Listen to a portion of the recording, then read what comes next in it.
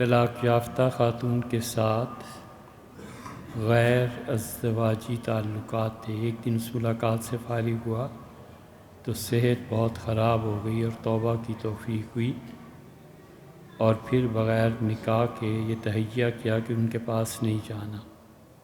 پھر نکاح کر لیا، ملنا شروع ہوا، پہلے سے شادی شدہ ہوں، اب اللہ کے گھر اور روضہ رسول صلی اللہ علیہ وسلم ہو کے آیا ہوں اور اپنے اس گناہ سے معافی مانگی ہے، اب ملنا چاہیے یا نہیں۔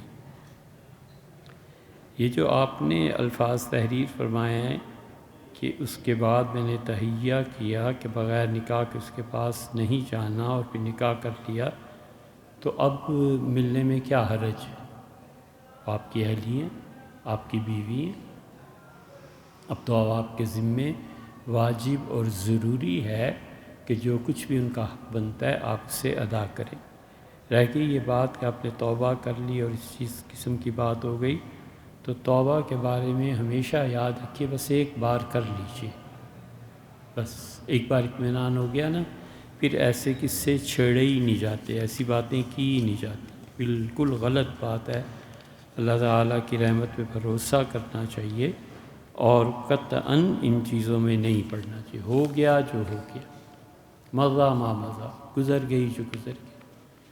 کبھی کبھی یہ توبہ کو خود توڑنے اور ختم کرنے میں معاون ثابت ہو جاتی ہیں۔ یاد آتا ہے فلاں جگہ گئے تھے، کیا موسم تھا، وہاں بیٹھ کے چائے پی تھی، پھر یہ ہوا تھا ولیعذ باللہ، اور یہ ہوا تھا۔ یہ سب چیزیں اس گناہ کی لذت کو یاد دلاتی۔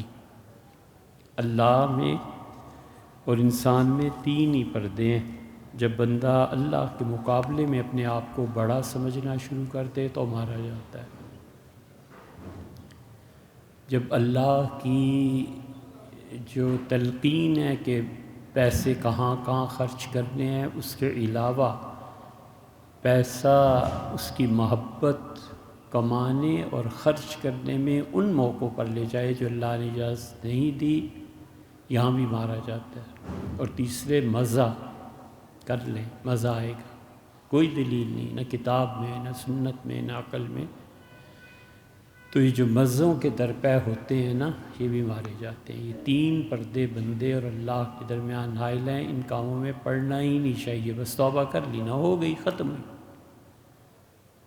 ڈرنے کے جو گناہ ہیں نا، وہ یہ نہیں ہے کہ یہ شراب اور اس قسم کی کرتوت کوئی تھوڑے ہیں، معاذ اللہ۔ اللہ ہر مسلمان کو محفوظ فرمائے اور اللہ تعالیٰ مواخذہ نہ فرمائے۔ اس سے بڑے گناہ ڈرنے کے جو ہیں وہ جھوٹ بولنا،